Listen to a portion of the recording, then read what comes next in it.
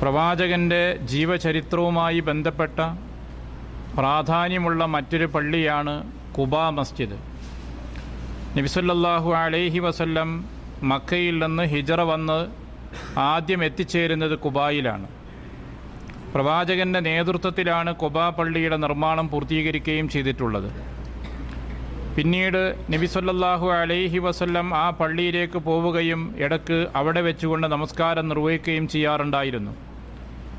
അല്ലാഹുവിൻ്റെ റസൂൽ തന്നെ പറഞ്ഞു, ഒരാൾ വീട്ടിൽ നിന്ന് ശുദ്ധി വരുത്തി ഖുബാ പള്ളിയിലേക്ക് പോവുകയും അവിടെ ചെന്നുകൊണ്ട് നമസ്കാരം നിർവഹിക്കുകയും ചെയ്താൽ ഉംറയുടെ പ്രതിഫലത്തിന് സമാനമായത് അവന് ലഭിക്കുമെന്ന് പ്രഖ്യാപിച്ചിട്ടുണ്ട്. ഉംറയുടെ പ്രതിഫലത്തിന് സമാനമായത് ലഭിക്കുമെന്ന് നബി സല്ലല്ലാഹു അലൈഹി വസല്ലമയുടെ പ്രഖ്യാപനം നമുക്ക് കാണാവുന്നതാണ്. അത് വലിയ ഒരു പ്രതിഫലമാണ് നമുക്ക് വാഗ്ദത്തം ചെയ്തിട്ടുള്ളത്.